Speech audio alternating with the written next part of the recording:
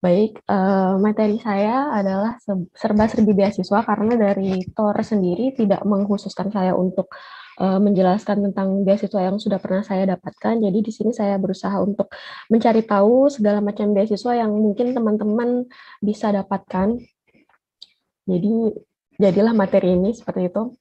Untuk perkenalan saya sendiri, nama saya Rahmani Safitra Insani atau biasa dipanggil Anissa. Saya alumni Fakultas Geografi UMS tahun 2014, masuknya, lulusnya tahun 2018 gitu. Seperti yang sudah dibilang tadi, saya adalah pengurus MIDS dari tahun 2015 sampai 2017 di Divisi Public Relation. Kemudian saya juga di sini nggak ada ya. Saya juga anggota dari Badan Eksekutif Mahasiswa Fakultas Geografi UMS. Seperti itu. Kemudian, alhamdulillah pada tahun 2019 saya mendapatkan beasiswa dari pemerintah Polandia, namanya adalah beasiswa Ignacy Łukasiewicz. Seperti itu, di Universitas di Polandia, di kota Poznan. Dan sekarang saya menjalani master studi di jurusan Geoinformation, Observation and Spatial Management di Poznan University of Life Science. Begitu. Sekarang saya tinggal di kota Poznan, Polandia.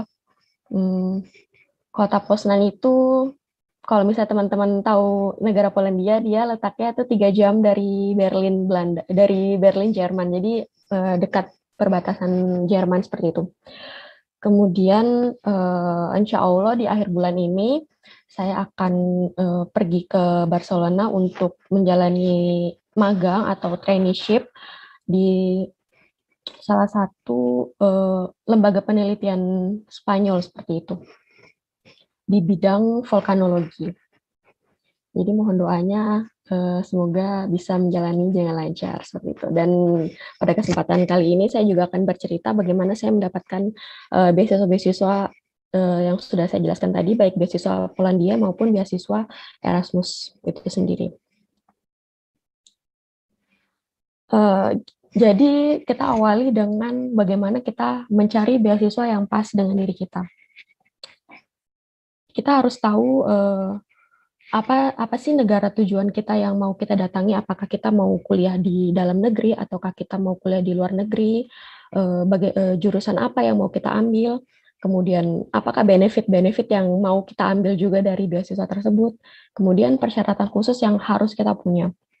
Jadi poin pertama adalah memberi beasiswa atau negara tujuan. Jadi kita harus gimana ya, mencari negara tujuan yang emang pas dengan apa yang kita mau, apakah kita mau kuliah di Indonesia saja ataukah kita mau ke luar negeri. Nah, luar negerinya itu juga sangat luas sekali. Ada kalau kita mau ke Korea, kita bisa mencari beasiswa ke Korea. Kalau kita mau ke Jepang juga kita tahu banyak juga beasiswa ke Jepang, kemudian ke Belanda, ke Inggris, Jerman, itu juga negara-negara yang menjadi tujuan beasiswa. Kemudian ada Australia dan Amerika. Jadi kita harus menentukan tujuan kita tuh mau kuliah di mana. Kalau misalnya kita nggak bisa menentukan tujuan, ya kita bisa aja mendaftarkan diri kita ke semua negara tersebut, tetapi menurut saya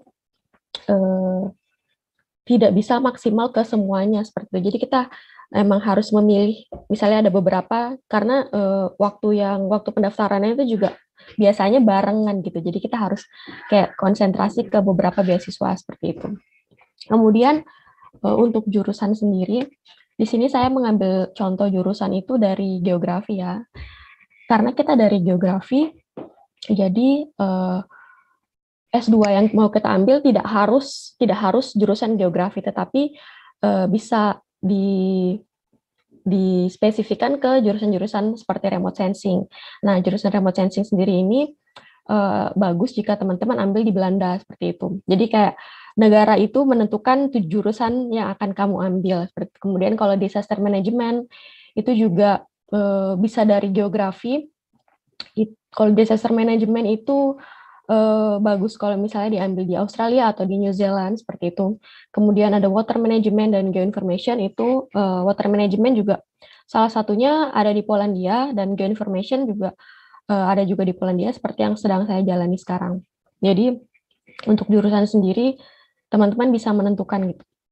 Nggak harus jurusan geografi karena geografi itu kan juga kita teman-teman tahu sendiri itu tuh luas banget. Kita bisa mengambil apa aja yang teman-teman suka. Misalnya juga bisa kayak ke perkotaan atau tentang pedesaan seperti itu tuh juga ada jurusannya sendiri. Jadi ya harus teman-teman harus banyak riset jurusan apakah yang tersedia seperti itu.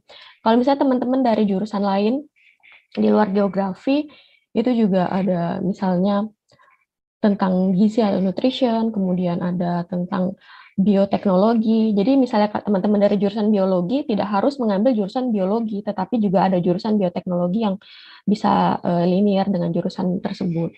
Kemudian untuk benefit itu adalah keuntungan yang kita dapat dari sebuah beasiswa.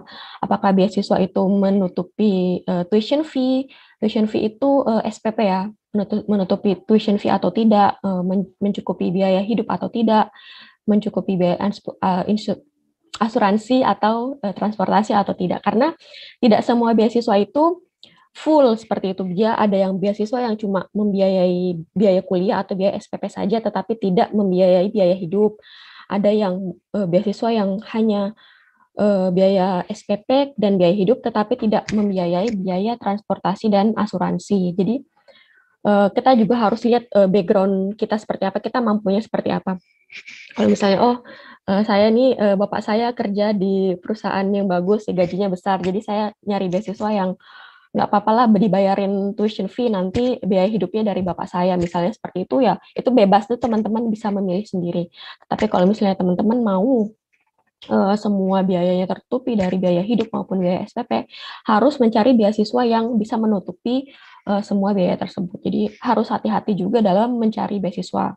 Jadi kayak benar-benar harus mencari info gitu. Karena misalnya kita udah diterima, tetapi ternyata beasiswa tersebut tidak sesuai dengan harapan kita, ternyata tidak ada biaya hidupnya atau tidak ada biaya transportasinya, itu eh, gimana ya, kalau kita udah keterima terus nggak jadi ambil kan sayang seperti itu. Jadi benar-benar harus di riset. Kemudian persyaratan khusus yang harus kita juga sesuaikan dengan apa yang kita punya dan apa yang kita bisa adalah tentang sertifikat bahasa dan tes kompetensi seperti itu. Sertifikat bahasa sendiri kita juga lihat kemampuan kita. Apakah kita bisa untuk mendapatkan tes sertifikat bahasa Inggris dengan poin sekian ataukah tidak? Karena itu juga benar-benar menentukan beasiswa yang akan kita ambil. Seperti tadi cerita dari Pak Choi, misalnya kalau LPDP di dalam negeri itu hanya mewajibkan sertifikat TOEFL dengan skor misalnya minimal 500, tetapi kalau kita ambil di luar negeri, TOEFL atau IELTS yang kita dapatkan minimal adalah 550. Jadi kita balikan lagi ke diri kita, apakah kita mampu untuk mendapatkan skor 550 untuk mencari beasiswa di luar negeri, seperti itu. Kalau misalnya kita nggak bisa, ya berarti batasin kita ya hanya di dalam negeri dengan skor 500, atau mencari negara-negara yang bisa menerima skor yang kita punya. Kemudian ada tes kompetensi, ini terkait dengan kalau misalnya beasiswa di dalam negeri itu ada banyak banget tes kompetensi yang harus kita punya. Misalnya kayak mau beasiswa LPDP, kita bukan maksudnya beasiswa dari kampus misalnya kita mau daftar di ITB misalnya. Nah, ITB itu mensyaratkan kita harus punya sertifikat tes kompetensi dari seperti kayak tes kalau kita mau SNMPTN, nah soal-soalnya kayak gitu.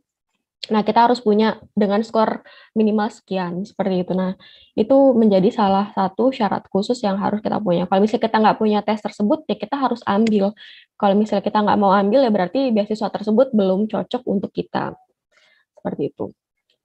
Kemudian kalau sekolah bahasa ini terkait dengan beasiswa saya, karena ada persyaratan untuk menjalani sekolah bahasa minimal 1 tahun. Jadi mau tidak mau harus diambil seperti itu. Kalau misalnya teman-teman tidak merasa cocok, oh, saya ngapain belajar bahasa Polandia selama 1 tahun, berarti teman-teman masih belum cocok dengan beasiswa tersebut. Jadi kayak benar-benar harus mencari beasiswa yang pas.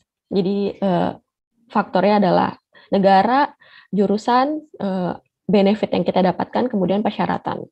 Seperti itu. Jadi cari cross check beberapa beasiswa, misalnya beasiswa ini keuntungannya ini, jurusannya ini, kemudian beasiswa lain jurusannya menerima jurusan apa saja.